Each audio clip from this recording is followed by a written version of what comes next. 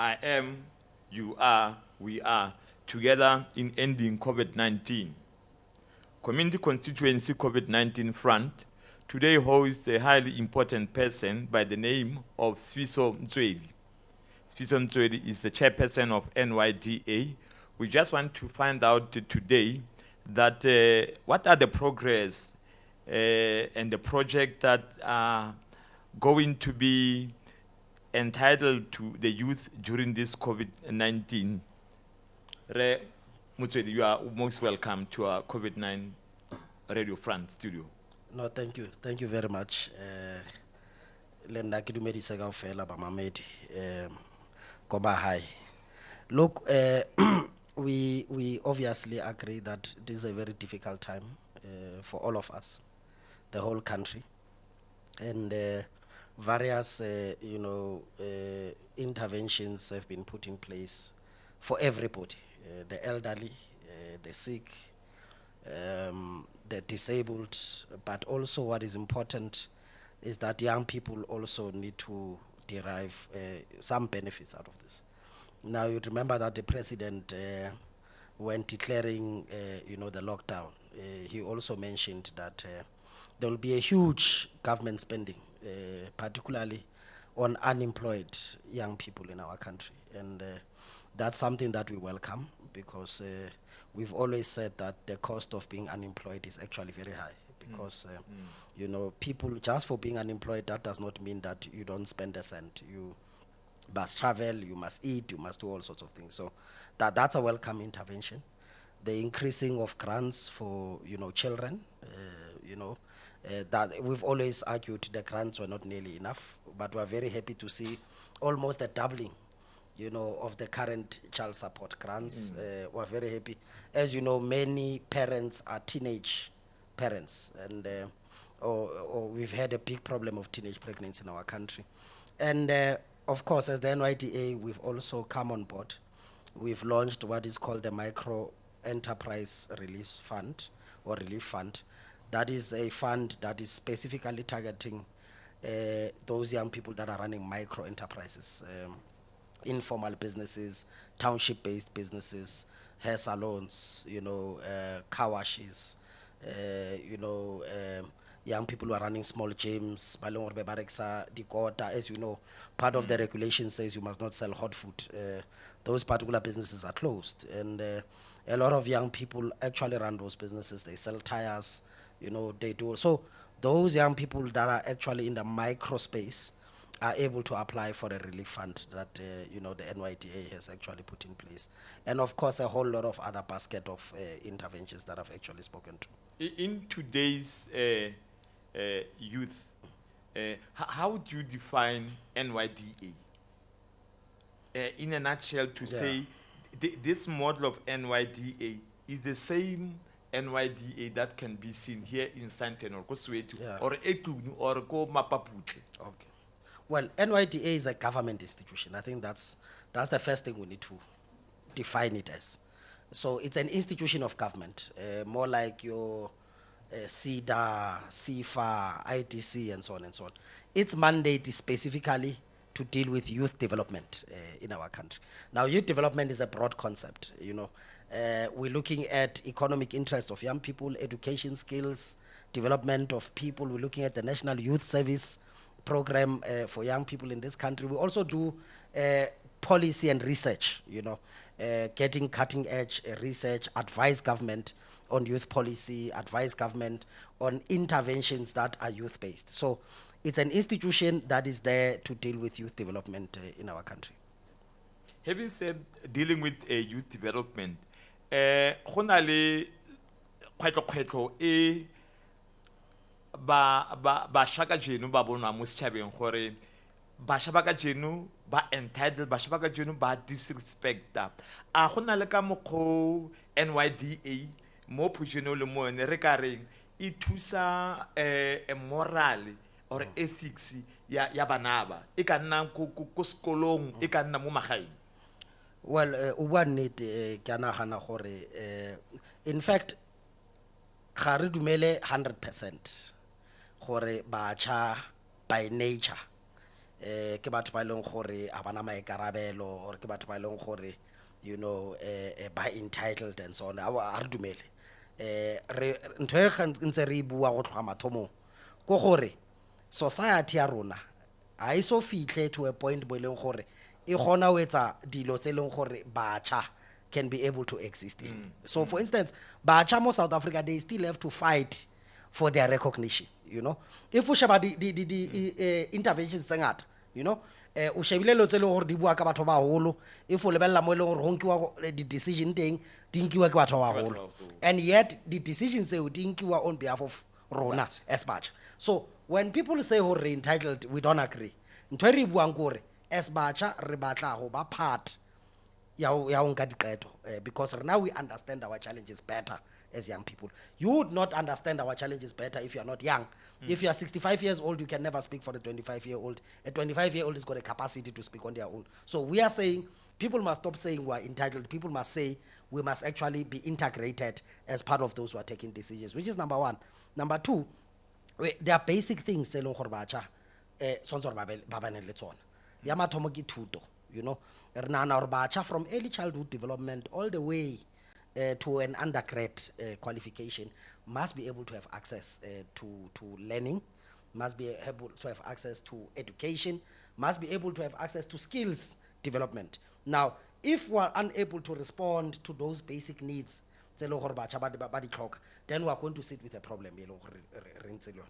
Bacha today, as you know, babangata ba qetile go dikolong ba ntse ko mahae a ba kgone ho thola mesebetsi and o re o sheba system particularly for ba ba qetileng go dikolong ba ntse ba bolella hore hore o tlo kgone ho spana mona o batla o bane le 5 years experience o bane o ba. So those things are things e leng gore di entswe hore di ntse batjha in the system. So one of the things e leng gore di buile radilwa and we want them gore particularly batjha ba leng gore bana le qualification and for entry level jobs. So re bua ga di receptionists, re bua ga di administrators, at least tabe ya experience I close. So and I'm very happy to report for today in fact government has actually agreed with us on that particular issue. Basha ba bantsi ba bonala ba le ko magaeng, like you just said gore unemployment e godile mo basheng. Mo NYDA di kakanyo tsa NYDA mo go ka thuseng basha, are there tangible doable business project tsa ile gore go na le program e re ka reng post COVID-19 or within COVID-19 basha ba nne le that hope ya gore this project is not just another talk show again. O ka reng ka se?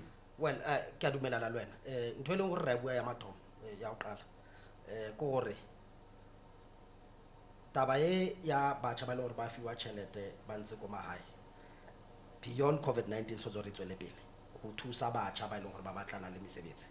In addition, rona as NYDA re na le program e re ba reng ke jobs preparedness program mo e leng gore re tlo thusa batjha go di prepare, whether o kwala di CV, whether o apply, whether o ba linka le mesebetsi e leng gore teng, because sometimes o thola gore o batla mosebetsi ne mara mosebetsi e leng teng ha e bue le ntho e leng gore o na le yona.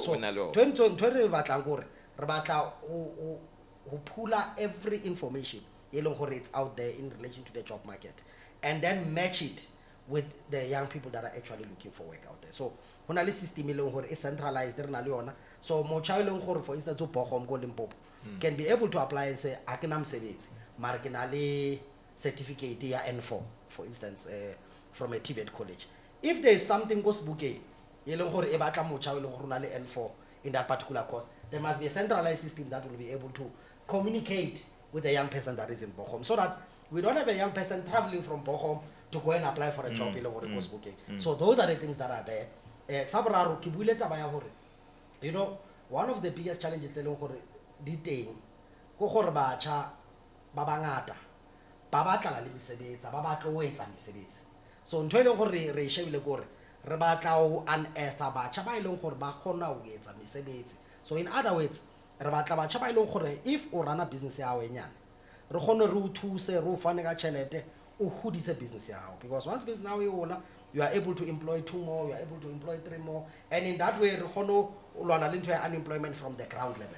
I think one of the mistakes e re entseng and that we continue to make as government, is to think the big business are the ones that must create jobs. Instead, what has happened, big business are the ones that have been the biggest culprits of losing jobs.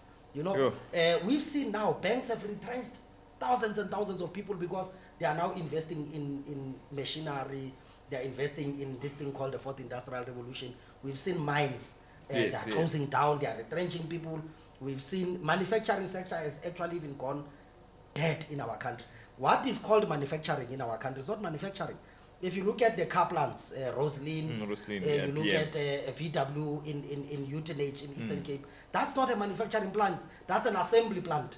Because some of these things are actually manufactured in Germany, they're manufactured in Japan, they're only brought into our country to just assemble. Now we know that there's machineries that are actually put in place to actually do that type of assembly, meaning that people are going to be retrenched. Now we cannot think that big business is going to create jobs in our country. The only industry that will be able to create jobs is small business. Now what we need to do is to support small businesses. Now if you check, every time a big company collapses, there's a big run to bail out the big companies. And yet small businesses continue to suffer every day. Nobody's coming out to say, let's come and assist them. And we hear policymakers all the time, they tell you that we must ease doing business in South Africa for investors. Nobody's saying we must ease doing businesses for SMMEs. And one of the things that we actually say is that post-COVID-19, we need to create what is called a new economy. This new economy must be driven by SMMEs. We must make sure that in a locality, shops that are there are South African owned, tech shops that are there are South African owned, mechanics that are there, barber shops that are there. It doesn't matter, but those particular small businesses must be run by young South Africans, and those South Africans must actually be supported to ensure that they create jobs. But how are you going to do that with a myth that councillors down there, they are corrupt, they are not trustworthy. Hence we've seen most of the times when there are unhappy youth, they will get to the street and vandalize the street and be angry with it. This township economy or village economy, how will you instill that morale, that belief, that trust to the youth that really they can come out and unearth this talent? Well, I'm just comment how we look at the councillors. I think one of the things we've always said, the public representatives of any organization must understand that when you are a public representative, your job is to always act in the best interest of the public. But what we are talking about here, there's a huge crisis of unemployment in our country, and this crisis is going to exacerbate. What COVID-19 will do, by the way, the biggest thing that COVID-19 will do is that it will breed a new pandemic. You know, people say this one is a pandemic. This is not a pandemic. Well, what you are going to see out of this is a real pandemic. Because when people are out there, they don't have economic opportunities, they don't have an income, that will create even a far bigger problem. Sure. So what we should be discussing now is to say, how do we unearth talent on the ground? And talent is quite vast, right? So you've got young people that are talented in sports, you've got young people that are talented in music, you've got young people that are talented in arts in general and whatever. We need to create an environment for those young people to be able to exercise their talents and succeed, and ensure that those industries become economic drivers. If you look at the US and the UK, you know, the creative arts contributes actually to the GDP. And in our country, it's a by the way thing, you know. If somebody says, I want to be a dancer, I want to be, you know, we need to come with a system that will integrate young people in the creative arts, integrate young people in the arts in general. We need to be able to ensure that, and this is my argument, and I'll always raise this. When we attract international skills into our country, it must be skills that our country does not possess. We cannot be told today that to cut somebody's hair is a specialized skill. To run a barber shop, it can't be a specialized skill. We cannot have somebody who's from Zimbabwe cutting people's hair when a South African can do that. And we must be unapologetic about saying that. Now, part of us to rebuild the economy, the first thing that we need to do is to reclaim the economic spaces that South Africans are supposed to be running. Once we've reclaimed them, I'm saying, and this is my argument, you'll be able to create jobs on the ground. Once you create 5 jobs in a barber shop, you create 10 jobs in a car wash, you create another 10 jobs in a supermarket somewhere. It means one ward, right, can be able to create 200, 300 jobs. And in a place where there's 25 wards, 50 wards, there's a multiplier effect. You're able to create 5,000 jobs just in Kiade. You're able to create 5,000 jobs in Toyando. You're able to, now in that way, you'll be able to create jobs on the ground. And by the way, there's a multiplier effect, right? If 5,000 people are employed in Toyando, in town, those people need bread, they need milk, they need food, so there's a ripple effect into the economy. Because once they start investing into their local economy, the local economy is actually able to grow. So this is how we need to start thinking post-COVID-19. We need to stop thinking in a CV way of saying whatever jobs that will be remaining, we're just going to be filling up CVs and actually applying for those jobs. We need to reclaim the local economy and make sure that it becomes a key driver of creating employment. Some of the youth, it's very difficult to get access to information. Let me bring the subject of COVID-19. For example, the issue here, these grants that they're supposed to get. Not all of these areas or township and villages that are now access here, technology, internet, except from there. Also, during this COVID-19 and after, what are the measures that you'll be able to reach these masses? They are struggling now. Issue access a grant, access the internet, for example. I don't know, in our territory space here, the community constituency, there is an app to Shaba that Jusup is here, the president there. National Youth Council to Askampola. Some youth in maybe they cannot access that app. Are there mechanisms, are there a need that you have, except from even from the red tapes that you must pass? Yeah. Well, one of the things we've discussed, for instance, last week with social development, is that we've got young people, an army of young people, that must be recruited to go house to house, and we've made a proposal of 1 million, and I'll make this example. President Josopo raises this point that I think there's about 600, a rounded off figure, of people in SASA or in social development that must service millions and millions of people, and the multiplier effect of this is that people are forced to leave their homes, every day.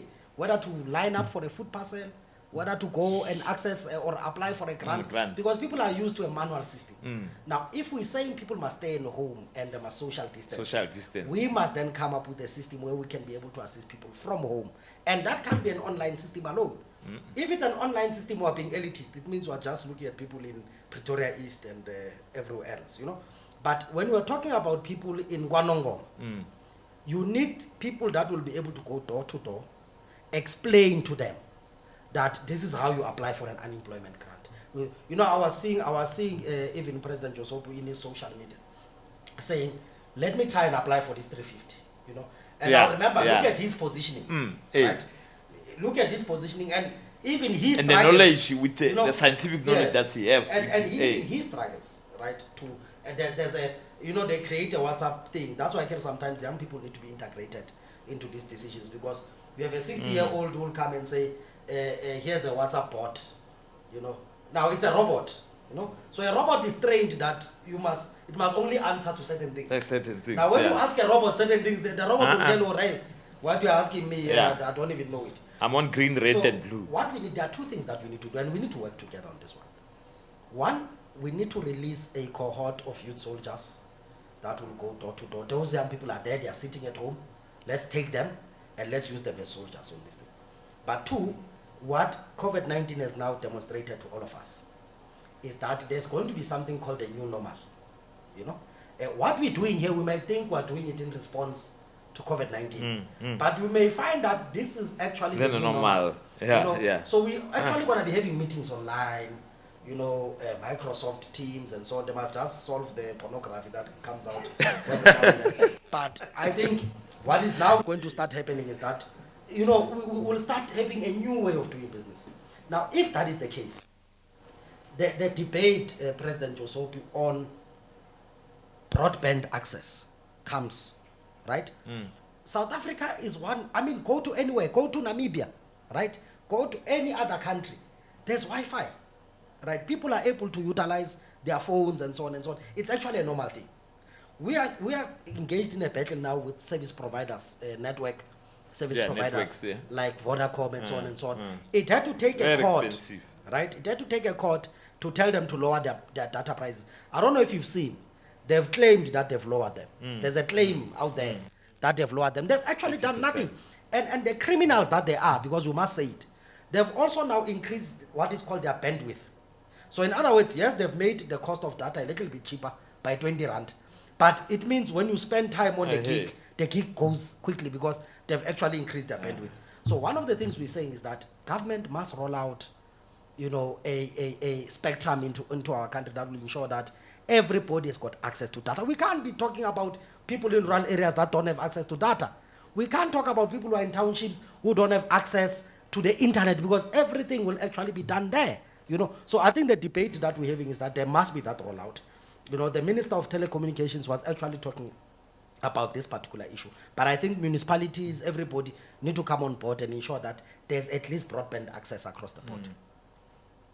Mogaetso ke ka mokgwa re tsamayang ka teng mo COVID-19 radio mo re diragatsang maikutlo le go kantsha ditshenyo tsa bašwa mo tsa dila gompieno re na le Swiso Mtsweli e leng chairperson ya NYDA ne re sa batle ka senya sebaka re re mogaetso ko leng ko teng nna o tlhapa matsogo ka gale wena mošwa dira gore ga o ikutlwa o sa tsoga o na le mofikela o tswang kgapetsa kgotsa o gotlhola dira gore o letsetse ko ngakeng kgotsa o letsetse ko tleliniking se ko tleliniking kgotsa ko ngakeng o ise o diragatse gore ba go letlelela gore o tle kgotsa romela molaetsa kgotsa o letsetse hotline ya NICD molaetsa mogala one ke 0800 029 999 0800 029 999 nna ka gale o thantse mme sekegela botshelo bo bophepa ka dinako tsotlhe re Swiso ke a go leboga mme ke re ga go na le molaetsa o batlang go ka fa bašwa ko magaeng mo nakong ena ya COVID-19 ke yone tšhono ena re go lebogile morena ke lebogile rre re batla go bolala se o fetsang go se bolela gore you know taba ya COVID-19 as papadi it's a very serious issue. It's not an issue that affects South Africa only, it affects the whole world. You know, yesterday we saw that even the biggest countries in the world, USA, the vice president as we speak is self-quarantining. In the UK, we saw the prime minister actually waking up in ICU. Here in our country, we are losing people every day. The infections are rising at a rapid pace. So we want to encourage everybody, bachaka ofela, bafowethu nonke ngale ngaphandle. Masihlale emakhaya. Masiwasheni izandla, masigcoke ama mask uma sizophuma. Masenze lento ukuthi wa social distancing. So ngiyazi ukuthi siyafuna ukuthi sihlale nabangani, ngiyazi ukuthi sifuna ukuthi socialize futhi izohamba ihambe iphele. Kodwa the reason why izohlala isikhathi eside ukuthi if asihambelani nalama message that the government wabekayo, it means for a very long time this disease will stay with us. So we want to defeat this disease and we want it to go away. And for us to be able to ensure that the disease go away, let's make sure that we adhere to the messages that the government has actually put out there. And I'm sure that in the end we'll be able to defeat it. re leboga kgaso e ka kgatlamallo go tswa mo main lane e leng community constituency front radio COVID-19 mo mafaratlhatlhe re na le re Ramogama e bong engineer technical ya rona me re leboge motsamaisi mogolo wa station sa rona ke Tendenzo Moalusi me nna ka fo morago ga mafoko ke Kenny Modise a le fatuko ga me a seo ka mmele ke Lawrence Tlhabane re nne gape le fofo le leforo wa creative content.